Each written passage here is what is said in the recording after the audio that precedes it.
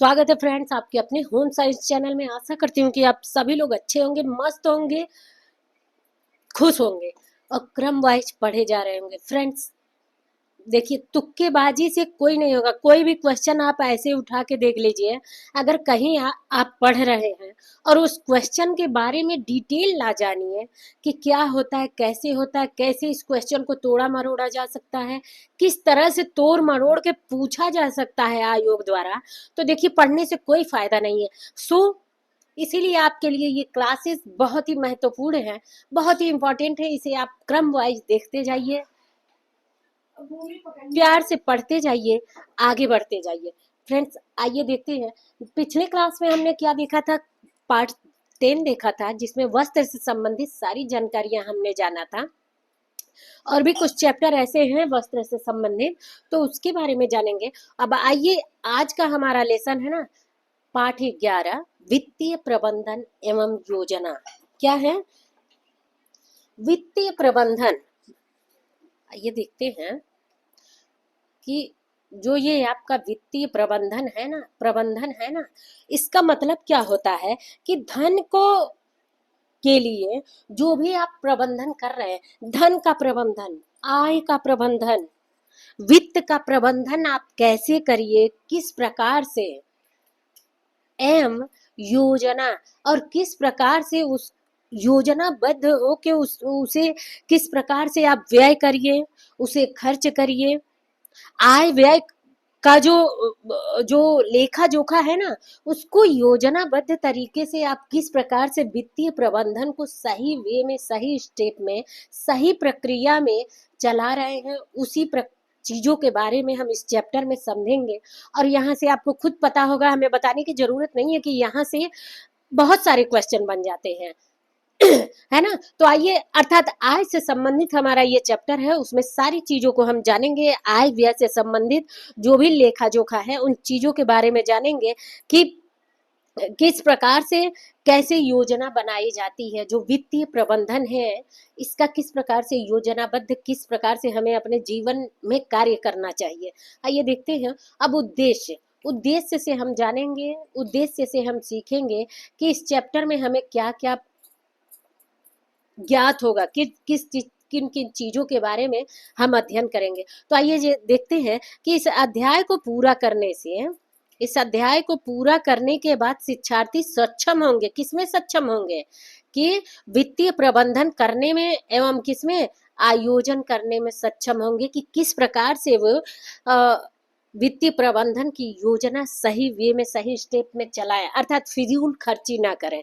तो आइए देखते हैं, एक सरल भाषा में ऐसे समझिए। तो पहला देखते हैं, वित्तीय प्रबंधन का अर्थ एवं संकल्पना को हम समझेंगे, है ना।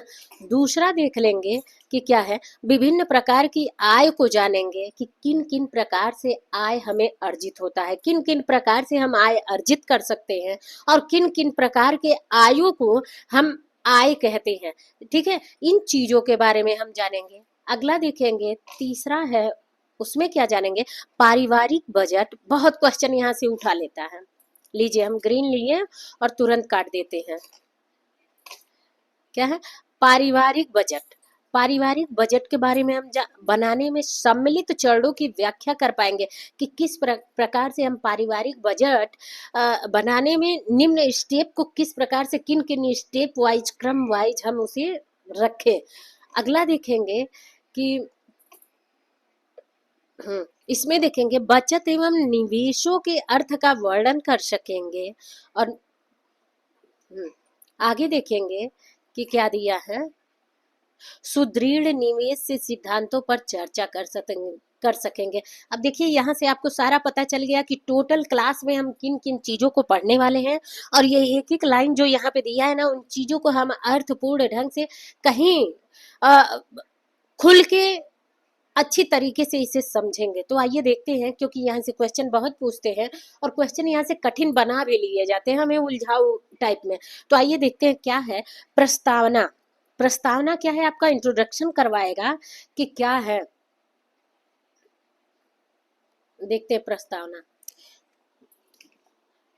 वित्तीय प्रबंधन पहला क्या दे दिया है कि वित्तीय प्रबंधन। अब वित्तीय प्रबंधन का ही मतलब यहाँ पे थोड़ा समझ लीजिए कि क्या होता है, धन का प्रबंधन करना, है ना, धन का प्रबंधन करना या फिर धन का मैनेजमेंट करना।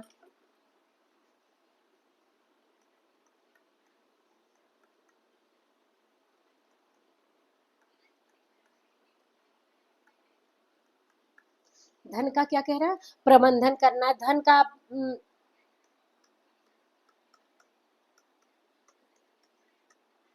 मैनेजमेंट करना, है ना। कलर सही नहीं है, कलर मैं दूसरा चेंज करती हूँ। शायद ये सही हो। तो इन चीजों को बताया जाएगा कि वित्तीय प्रबंधन किस प्रकार से। अब आइए आगे देखते हैं, पढ़ेंगे तो खुद समझ में आएगा आपको। वित्तीय प्रबंधन का परिवार के संदर्भ में सामान्य अर्थ वित्त के प्रबंध से है, अर्थात परिवार के संबंध में यहाँ बताया जा रहा है, ठीक है ना। अब वित्त का प्रबंध तो देखिए सरकार भी, गवर्नमेंट भी करता है, हर जगह पे होता है वित्त का प्रबंध। तो उन चीजों को नहीं, ये पारिवारिक माहौल को यहाँ पे हम समझेंगे, क्योंकि क्या छोटे स्टेप में यहाँ पे बताया जा रहा है। जो भी हम पढ़ रहे हैं तो हम आगे ना जाके जितना हमारे सिलेबस के अकॉर्डिंग है उसे समझेंगे। जहां से आयोग हमारे लिए क्वेश्चन बनाता है तो उस वित्त को समझेंगे। और देखिए पारिवारिक वित्त को यहाँ पे संदर्भित किया गया है कि परिवार के संदर्भ में सामान्य अर्थ वित्त के प्रबंध से है।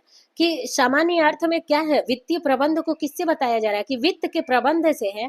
परिवार को उपलब्ध सभी प्रकार की आय वित्त के अंतर्गत आती है, अर्थात परिवार में जितने भी प्रकार के आय आते हैं ना, जैसे आय, जितने भी प्रकार से आए आते हैं, कोई मजदूरी करके, कोई कार्य करके, कोई वेतन पाके, कोई बैंक में जाके, ऑफिस जाके, जैसे भी आय आ रहा ना, तो आय वित्त के अंतर्गत आता है। जिसमें देख लीजिए कि क्या क्या आएगा,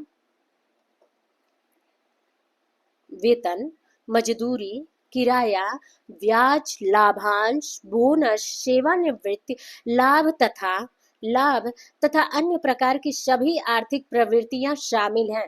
अर्थात इनके द्वारा जितने भी हमारे आय होते हैं उन्हीं आयों को क्या कहा गया है कि वित्तीय प्रबंधन। और वित्तीय प्रबंधन का मतलब क्या होता है, उसे हम किस प्रकार से उसका मैनेजमेंट करें, किस प्रकार से उसे हम क्या करें, कैसे उसका रख रखाव करें, कैसे उसे खर्च करें, है ना।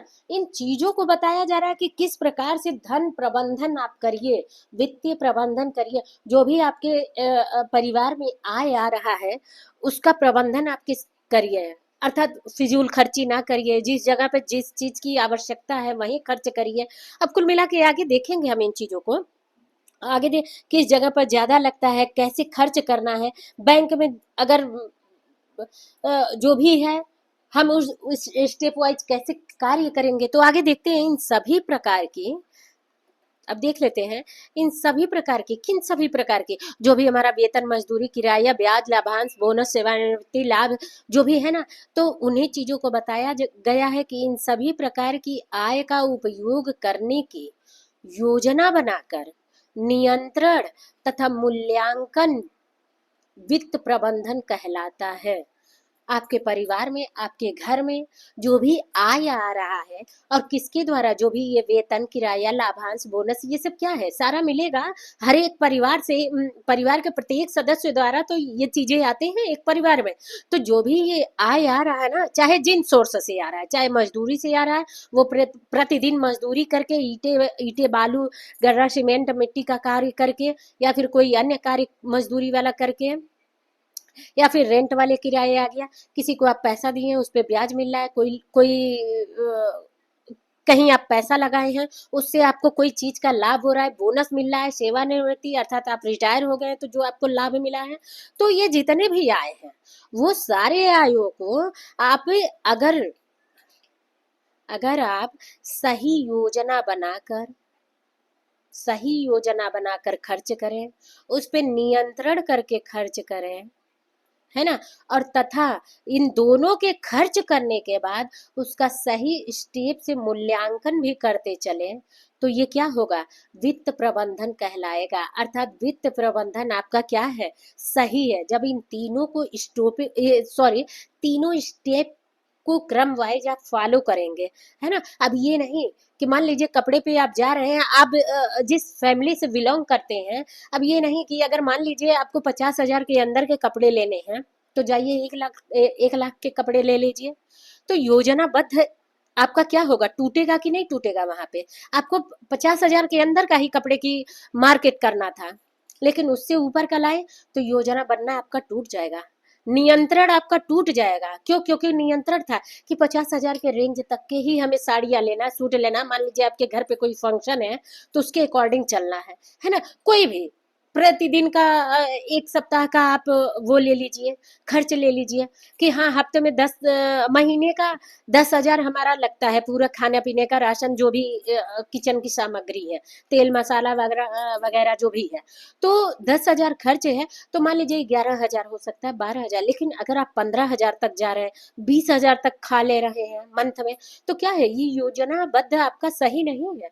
तो उन्हीं चीजों को कहा गया है कि जो भी आपका वित्तीय प्रबंधन है, जो आपके आय परिवार परिवार सामान्य अर्थ वित्त प्रबंधन जो भी है, जिसमें इनके द्वारा आय अर्जित किया जाता है, यहाँ पे नोट कर लीजिएगा क्वेश्चन, इनके द्वारा जो भी आय अर्जित किया जाता है और उसे आप जब सही स्टेप में योजनाबद्ध होकर चलाते हैं, उस पर नियंत्रण करते हैं कि हाँ हमें इतना खर्च करना है तो इतने ही तक हम खर्च करेंगे, भले ही उसमें से थोड़ा बच जाए या फिर थोड़ा बहुत बस लग जाए, या फिर और फिर उसके बाद हम मूल्यांकन करेंगे कि जो भी हम खर्च किए वो सही स्थान पे किए कि नहीं किए, सही कपड़े पे किए कि नहीं किए, सही मकान पे किए कि नहीं किए, सही भूमि पे चाहे सही खाद्य पदार्थ पे हम किए कि नहीं किए। तो इसका मूल्यांकन आप करेंगे, तब आपका क्या है, वित्तीय प्रबंधन वही क्या कहलाता है, वित्तीय प्रबंधन कहलाता है ना। आशा करती हूँ कि आप लोगों को समझ में आया होगा। देखिए ये चैप्टर बहुत ही कठिन माना जाता है, बहुत लोगों से मैं सुनती हूँ कि ये चैप्टर कठिन माना जाता है। मैं आसान इजी तरीके से आपको समझाने की कोशिश करूंगी, सिलेबस इसके ऊपर भी ले जाऊंगी, उसमें भी समझाने की कोशिश करूंगी, लेकिन जितना अभी इसमें बताया गया उतना ही बताऊंगी। और अगर इसके बाद भी आपको समझ में ना आए तो उन चीजों को आप कमेंट बॉक्स में जरूर मेंशन करिए। क्यों? क्योंकि ये आपका स्वयं जिम्मेदारी है।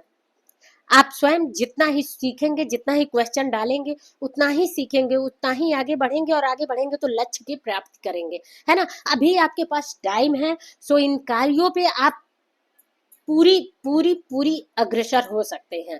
इसीलिए मैं बार बार इन बातों को कहती हूँ। और अगर समझ में आ रहा है तो प्यार से मस्ती के साथ पढ़ते जाइए, हंसते खिलखिलाते रहिए, आगे बढ़ते जाइए। आगे देखते हैं, इसका उद्देश्य परिवार को उपलब्ध स्रोतों से अधिकतम संतोष प्रदान करना है। अर्थात अब इन आयों के द्वारा वित्तीय जो प्रबंधन है, जब इसके द्वारा आप सही प्रकार से योजनाबद्ध होकर करेंगे और नियंत्रण और मूल्यांकन का सही वे से स्टेप वाइज कार्य करेंगे ना, तो क्या होगा, उद्देश्य परिवार को उपलब्ध स्रोतों से अधिकतम संतोष प्राप्त होगा। जितना आपको संतोष प्राप्त होना है ना, उससे कहीं ज्यादा आपको संतोष प्राप्त होगा। और संतोष प्राप्त होने का मतलब क्या है कि बच्चे सही स्टेप से सही खाद्य पदार्थों का हमने चयन किया है तो बच्चे खा पी रहे हैं, बच्चे तंदुरुस्त हैं, उन्हें किसी प्रकार की रोगों का डर नहीं है, बच्चे हेल्दी हैं, स्वस्थ हैं, उनके साथ हम भी हेल्दी स्वस्थ हैं। पिताजी हैं तो कहीं किसी बैंक में बेटी के शादी के लिए पैसे इकट्ठे कर रहे हैं, माँ है तो कोई और चीज सोच विचार के गहने वगैरह बनवा के रखी हैं, वो भी रख रही हैं। तो ये सब क्या है, ये स्टेप वाइज एक वित्तीय प्रबंधन है, जो क्या चल रहा है, हंसता खिलखिलाता एक परिवार चल रहा है। इन चीजों को अगर स्टेप फॉलो होगा तो आइए आगे देखते हैं कि क्या है। अगला देखते हैं, जीवन की गुणवत्ता जिसे वित्तीय संसाधनों के बदले प्राप्त किया जा सकता है। जो जीवन की गुणवत्ता है, अब जीवन की गुणवत्ता किसके माने कह रहा है कि जो भी आपका हंसता खेलता खिलखिलाता जो भी परिवार है, गुणवत्ता की आप सही वे से है, सही सामाजिक तौर से है, सही शारीरिक तौर पे है, सही मानसिक तौर पे है, तो किसके द्वारा है, वित्तीय संसाधनों के बदले प्राप्त किया जा सकता है। वित्तीय संसाधनों के बदले आप प्राप्त करते हैं, और कब प्राप्त करेंगे, जब उसे सही स्टेप में आप क्या करेंगे, फॉलो करेंगे। केवल इस बात पर निर्भर नहीं करती है कि कितनी आय उपलब्ध है, अपितु आय की नियमितता तथा स्थिरता पर भी यह महत्वपूर्ण रूप से निर्भर करती है। अब यहाँ पे देख लीजिए क्या किया है, लाइन थोड़ा घुमा दिया है, यहाँ पे देखिए कि लाइन यहाँ से क्या किया है कि घुमा दिया है।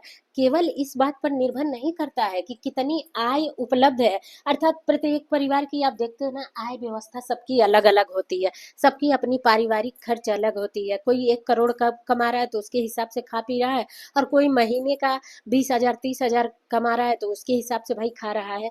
तो उसी बात को कहा गया कि इस बात पर निर्भर नहीं करता है कि आय उपलब्ध है, तो आप नियमितता तथा स्थिरता पर यह महत्वपूर्ण रूप से निर्भर करता है। अर्थात ये जो है ना, योजना, नियंत्रण और मूल्यांकन, वित्तीय प्रबंधन जो भी है, और इसके द्वारा जो भी आप गुणवत्ता पा रहे हैं ना, तो वो इस पे भी, इसकी अपितु आय की नियमितता पर भी निर्भर करता है। अब मान लीजिए कि कोई व्यक्ति क्या है, कोई व्यक्ति मान लीजिए गवर्नमेंट सर्विस में है, तो उसका क्या है, स्थायी है ना, स्थिरता है, इसी को बताया जा रहा है कि वो क्या है, स्थिरता है। भाई महीने में 1 तारीख को उसका तनख्वाह आना है तो आना है। कोई बैंक में है, कोई ऑफिस में है, कोई कहीं है, तो उनका क्या करना है, स्थायी निवेश है। आय की सुविधा उनकी क्या है, स्थायी है। आय की सुविधा स्थायी है, तो उनका क्या कह रहा है कि नियमितता बना रहेगा, प्रत्येक महीने में इतना आएगा, तो प्रत्येक 1 महीने में वो बच्चे को डॉक्टर बनाने के लिए इतना जमा पूंजी लगाएंगे, मतलब जमा करेंगे, बेटी के शादी के लिए इतना कटवा देंगे, घर खर्च के लिए इतना कटवाएंगे, बच्चों के फीस के लिए इतना जोड़ के रखेंगे, मकान का किराया इतना जोड़ कर स्थित। पर यह महत्वपूर्ण रूप से निर्भर करता है। और मान लीजिए अगर कोई स्थायी नहीं है, मान लीजिए कोई शेयर मार्केट में है, आज को वो अपना पैसा लगा दिया, कर को शेयर मार्केट गिर गया, तो कोई क्या वह इस नियमितता पर चल पाएगा, नहीं चल पाएगा। तो इसका भी उस पर फर्क पड़ता है, गुणवत्ता पर, है ना। अगर कोई व्यापारी है तो आज उसकी इतनी कमाई हो गई करोड़ों की, कल की कुछ भी नहीं कमाई हुई। तो इस बात पर भी जीवन की गुणवत्ता क्या करता है, डिपेंड करता है। लेकिन हाँ, अगर इन स्टेप को हम योजनाबद्ध होकर, नियंत्रण होकर, मूल्यांकन उसका फिर करें, तो हमारा जीवन क्या है, गुणवत्तापूर्ण चलेगा, है ना। समझ में आ रहा है ना। आगे देखते हैं।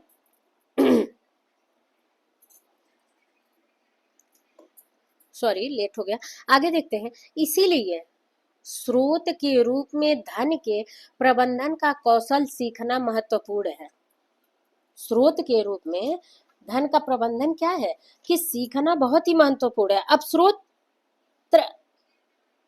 का मतलब ये होता है ना कि तरह तरह से उसका हम उपयोग करें, के रूप में धन के प्रबंधन का कौशल सीखना महत्वपूर्ण है। इसीलिए हमें धन के कौशल का यह प्रबंधन सीखना महत्वपूर्ण है कि किस प्रकार से हमें इसे योजनाबद्ध होकर खर्च करना चाहिए। उसी स्रोत की बात करा। यह अध्याय पारिवारिक आय के प्रकार, देखिए यहाँ पे दिया है, यह अध्याय पारिवारिक आय के प्रकार, आय का प्रबंधन तथा पारिवारिक बजट बनाने में सम्मिलित चरणों से संबंधित है। अर्थात ये पारिवारिक अध्ययन के हिसाब से हम इस चैप्टर में पढ़ रहे हैं कि पारिवारिक आय के प्रकार, आय का प्रबंधन किस प्रकार से करें, और पारिवारिक बजट बनाने के सम्मिलित चरणों को संबंधित क्वेश्चन हमारा यहीं से पूछता है ना। ऐसे ही पूछता है, बजट से लेके, प्रबंधन से लेके, आय से लेके, यहीं से क्वेश्चन पूछता है। तो हमारे क्या है, पेपर के लिए ये बहुत ही महत्वपूर्ण है। आइए दूसरा देखते हैं कि क्या बता रहा है।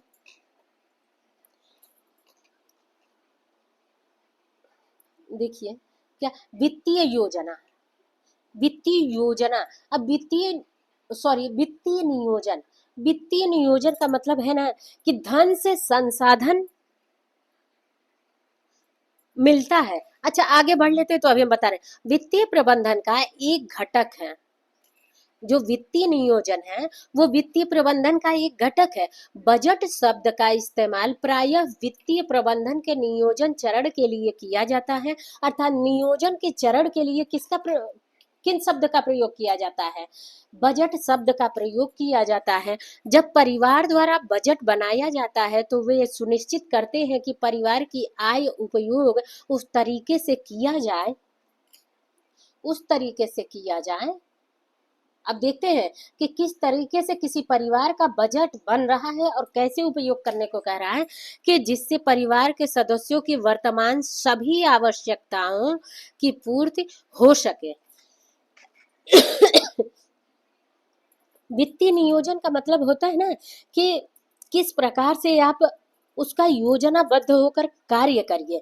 जो भी धन के संसाधन मिलता है, जो भी जीवन की गुणवत्ता है ना, उसकी जो भी वित्तीय योजना आप बना रहे हैं, उसे किस प्रकार से प्रबंधन करके आप अपने बजट को सही वे में, सही स्टेप में चला सकते हैं। क्योंकि हम बजट बनाते हैं तभी, जो परिवार का बजट जब बन जाता है ना, तो उस परिवार के प्रत्येक सदस्य की, वही लिखा गया कि परिवार के प्रत्येक सदस्य की आवश्यकताओं को हम ध्यान रख के उस बजट में उनकी आवश्यकताओं वाली चीजों को क्या करते हैं, मेंशन करते हैं, और उसकी क्या होती है, पूर्ति होती है। और परिवार की दीर्घकालिक लक्ष्यों का भी ध्यान रखा जा सके। जब हम बजट बनाते हैं ना, तो बजट बनाने से यही वो होता है कि उसमें परिवार के प्रत्येक व्यक्ति की आवश्यकता की भी हम ध्यान रख के बनाते हैं, तथा दीर्घकालिक लक्ष्यों का भी ध्यान रख के हम बनाते हैं। अब ये दीर्घकालिक लक्ष्य क्या है, वही हमने जो ऊपर आपको बताया कि अब अगर क्वेश्चन आपसे ऐसे पूछ ले, पहले यहाँ क्वेश्चन देख लीजिए, क्वेश्चन पूछ ले कि बजट बनाने में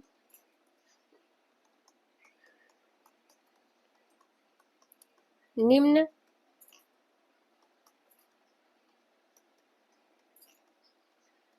रखते, निम्न बातों का ध्यान रखते, तो क्या परिवार के प्रत्येक सदस्य की आवश्यकता की, ये भी हम रखते हैं वाकई।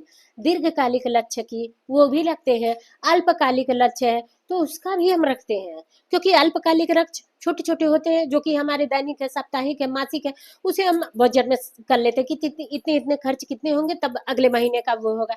अब दीर्घकालिक हो गया, यहाँ पे समझिए कि बेटी का शादी करने के लिए वो पूंजी इकट्ठा करते हैं, बेटे को डॉक्टर बनाने के लिए पूंजी इकट्ठा करते हैं। अच्छा, हम रेंट पे हैं तो हम अपना अस्थाई मकान लेने के लिए या फिर भूमि जमीन लेने के लिए दीर्घ लक्ष्य की, आकस्मिक मान लीजिए कोई अगर कोई आवश्यकता पड़ गया, तो उसके लिए भी हम बजट बनाते हैं। तो इन चीजों का हम मेंशन करते हैं जब बजट बनाते हैं। तो आइए आगे देखते हैं।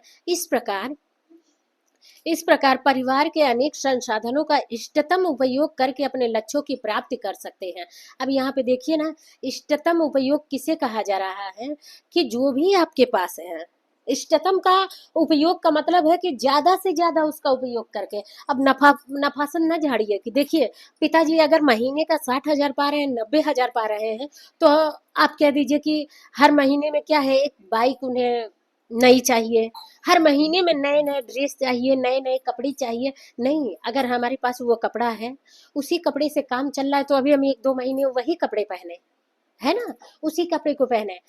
हमारे पास बाइक है, अगर वो बाइक सही है तो हम उसी बाइक से चले। हमें फोर व्हीलर लेने की क्या जरूरत है जब वो खर्च बढ़ाने का काम करेगा।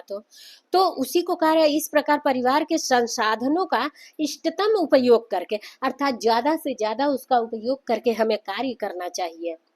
ये नहीं कि बैग अभी, स्कूल का बैग अभी फटा नहीं है, यूनिफॉर्म फटा नहीं है, कि नया यूनिफॉर्म चाहिए, नया बैग चाहिए, नया लंच बॉक्स चाहिए। ठीक है ना, आप में से बहुत लोग विद्यार्थी भी होंगे, बहुत लोग माँ भी होंगी, बहुत लोग जो भी होके, जिस भी स्टेप पे होके, तो हमें अपने हर एक आवश्यकताओं को ना इष्टतम प्रयोग करके, अधिक से अधिक उसका उपयोग करके अपने लक्ष्यों की क्या करना चाहिए, प्राप्ति करना चाहिए। हमारे पास जो भी बुक है उसे एक बार नहीं 10 बार पढ़े, उसे घोल के पीने जैसा, शरबत जैसे पीते ना, उस प्रकार से उसके एक एक वर्ड को हम समझ के पी जाएं, तो वो लक्ष्य को हमारी क्या होगी, प्राप्ति करने में बहुत ही सहायक होगी। आगे देखते हैं। इसके अतिरिक्त, अर्थात बजट बनाने में वो हमारे लिए बहुत सही होगा। जो भी हमारे घर का मुखिया है, जो भी बड़ा सदस्य है, वो बजट बनाता है, और इन चीजों को मेंशन करके जब हम भी उनका साथ देते हैं ना, इष्टतम प्रयोग करके, अधिक से अधिक हर एक चीज का प्रयोग करके ना, जब तक वो बेकार ना हो जाए, जब तक वो वेस्ट ना हो जाए, तो वो क्या होंगे, वो परिवार के प्रत्येक व्यक्ति को सही लक्ष्य के तरफ क्या करेगा, बढ़ाएगा। फिर चाहे स्वास्थ्य से लेके, पढ़ाई से लेके, शादी विवाह से लेके, सर्विस से लेके, चाहे किसी भी चीज से लेके। आगे देखते हैं। इसके अतिरिक्त वित्तीय नियोजन गैर जरूरी इसके अतिरिक्त वित्तीय नियोजन गैर जरूरी मंदों पर किए जाने वाले खर्च को कम करता है। और देखिए, इसके अतिरिक्त क्या किया है, जो भी आप बजट बना रहे हैं, परिवार का जो भी मुखिया बजट बना रहा है, उसके अतिरिक्त वित्तीय नियोजन गैर जरूरी, अर्थात जो चीजें हमारी जरूरी नहीं, हमें जरूरी नहीं है कि हर महीने में हम लहंगा सूट साड़ी हर महीने में खरीदें। हर महीने में जरूरी नहीं है कि यूनिफॉर्म चेंज करें, हर महीने में हम जूता है शूज है अपनी अगड़मबाइश की जो भी चीजें हैं, जो फिजूल खर्चे हैं, उसे गैर जरूरी चीजों को हम खरीदे ही खरीदे। तो जो नहीं खरीदेंगे ना, उससे क्या होगा, बजट आय बढ़ेगा ही, बजट में हमारी सहायता मिलेगी। तो उसी को कह रहा है मदों पर किए जाने वाले खर्च को कम करता है। अर्थात उन चीजों से भी उन्हें जब हम सही स्टेप में इष्टतम प्रयोग करते हैं ना किसी चीज का, तो वो भी गैर जरूरी चीजों को खरीदने में हमारा क्या करता है, कम मदद करता है, अर्थात खरीदने नहीं देता है।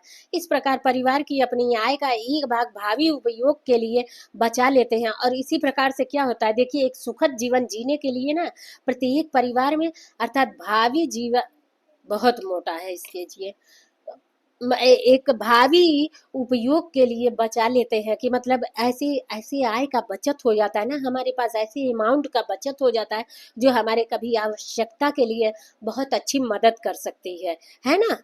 तो इसी को बताया गया। तथापि यह तभी संभव है जब परिवार अपनी वित्तीय योजना, जब क्या कह रहा है, परिवार अपनी वित्तीय योजना का मॉनिटर करता हो, मॉनिटर करता हो तथा समय समय पर योजना का मूल्यांकन करता हो। और ये तभी होगा जब आप देखिए इन तीनों स्टेप को ऊपर पढ़े हैं ना, और ये तभी होगा, ये सही स्टेप पे एक परिवार तभी चलेगा जब मॉनिटरिंग आप करेंगे। और मॉनिटरिंग क्या करेंगे कि योजनाबद्ध होकर कार्य करेंगे, नियंत्रण होकर कार्य करेंगे कि आप फिजूल खर्चे नहीं करेंगे किसी प्रकार का, और उसका प्रत्येक स्टेप पे मूल्यांकन करेंगे कि हाँ हमें पढ़ाई पे इतना खर्च करना था तो इतना खर्च कर लिए। ये नहीं कि तरह तरह के सेंटर पे जा हम पढ़ने लगे, सभी सेंटर पे जाके पढ़ने लगे। ये नहीं कि सभी जो भी लहंगे साड़ी देखे वही खरीदने लगे, जो भी पसंद आया वही रोज खाए जा रहे हैं, पिए जा रहे हैं, फालतू फिजूल खर्चे उड़ाए जा रहे हैं, कोल्ड ड्रिंक है, जो भी चीजें हैं पिए जा रहे हैं, खाए जा रहे हैं। जो जरूरत है आवश्यकता अनुसार चले। और सबका क्या किए, मूल्यांकन किए कि हाँ हम सही रूप से खर्च कर रहे हैं नहीं कर रहे हैं। तो क्या होगा, ये आपके लिए बहुत, परिवार के लिए यही वित्तीय नियोजन सफलता के लिए पारिवारिक सदस्यों की प्रतिबद्धता बहुत महत्वपूर्ण है। और इससे एक हैप्पी परिवार क्या होता है, ठीक है ना, एक स्माइली दे देते हैं। क्योंकि इसी प्रतिबद्धता के फल स्वरूप हमें परिणाम प्राप्त होता है। और इसी के फल स्वरूप हमें क्या परिणाम प्राप्त होता है, एक हैप्पी स्माइल, है ना। तो आइए आगे देखते हैं कि क्या है प्रबंधन।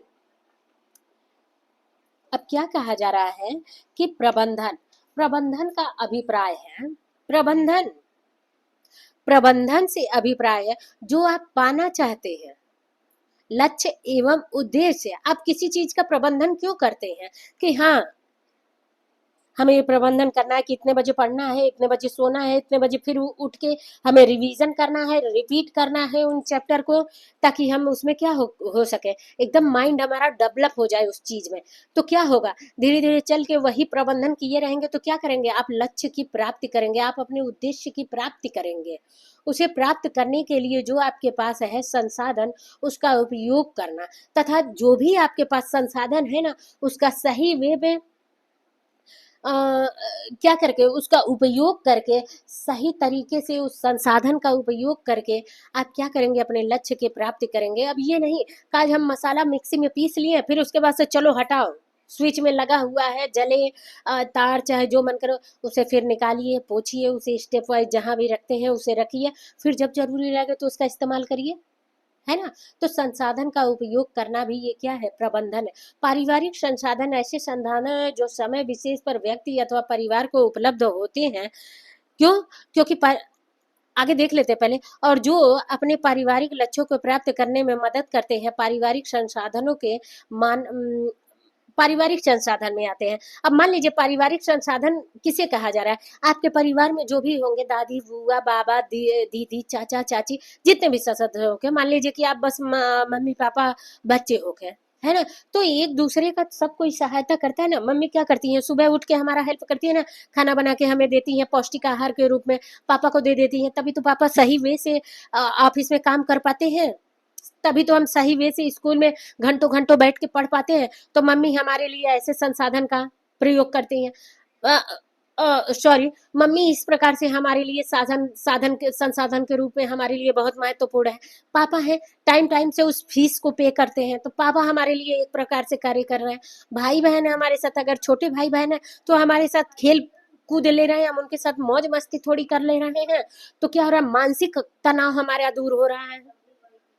तो इस तरह से एक दूसरे के दादी बाबा हैं अगर घर में, तो तरह तरह की कहानियां बता रहे हैं, तरह तरह की स्टोरी बता रहे हैं। आप देखते हैं ना, अगर हम कहीं उलझ जाते हैं तो दादी बाबा ऐसे स्टोरी बता देते हैं, ऐसी कहानियां बता देते हैं, तो मन क्या होता है कि हाँ, हो जाता है कि समाज में ऐसे लोग भी हैं, है ना।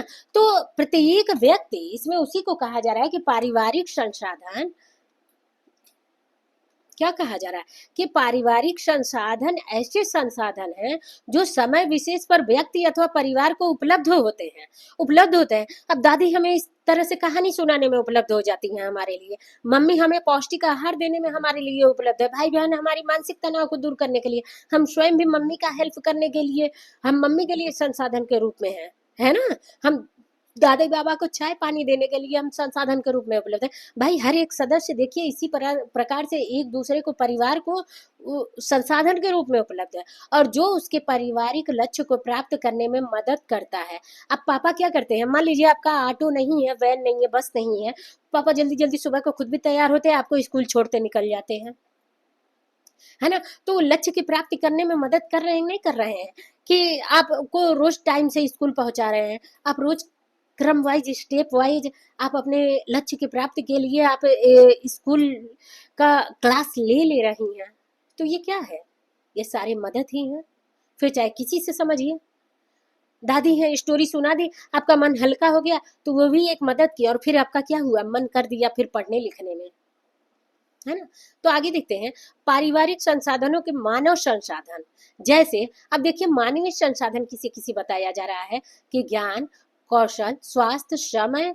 ध्यान दीजिएगा कि समय को मानवीय संसाधन में दिया है, किसमें दिया है कि समय को मानवीय संसाधन में दिया है ना।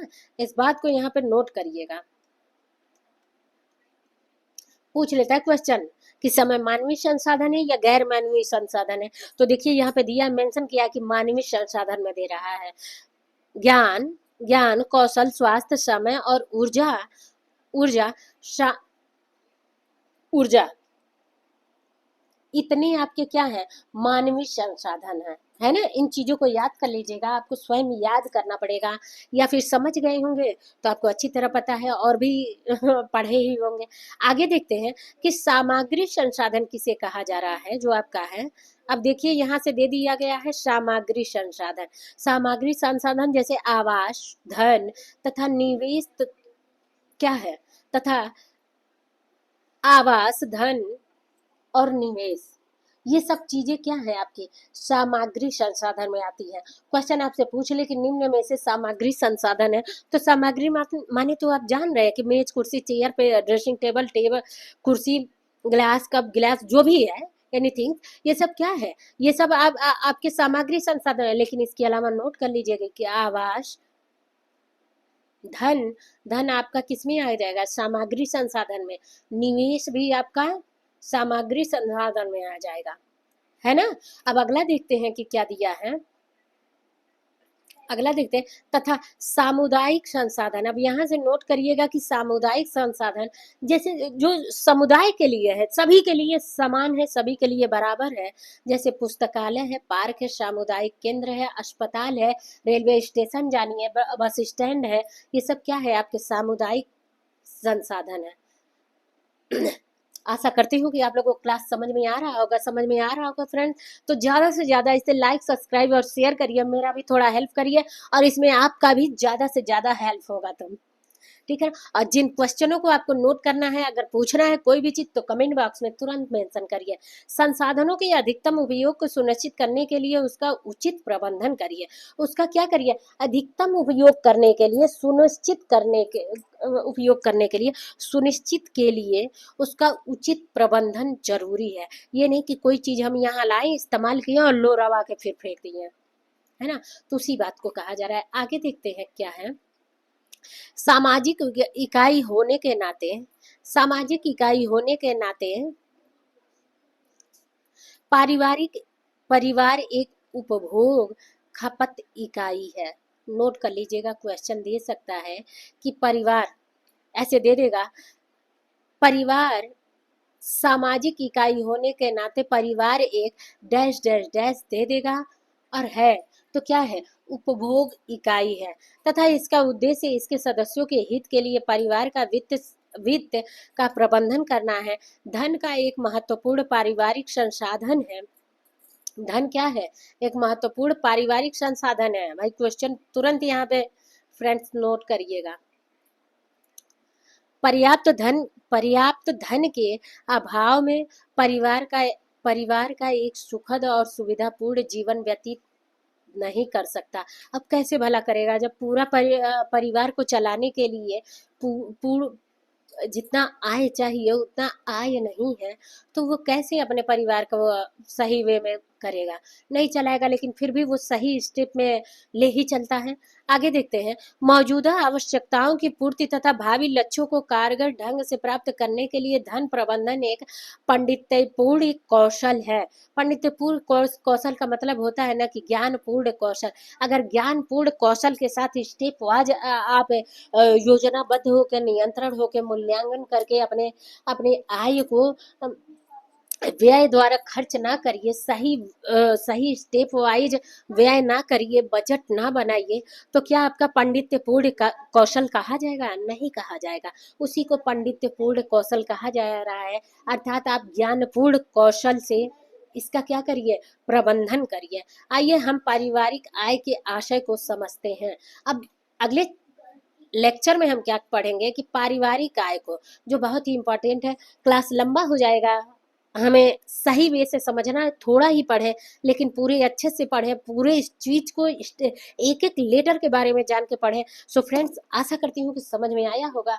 मस्त रहिए, आगे बढ़ते रहिए, खुश मिजाज रहिए। नेक्स्ट अगली क्लास में मिलते हैं, तब तक के लिए फ्रेंड्स बाय बाय।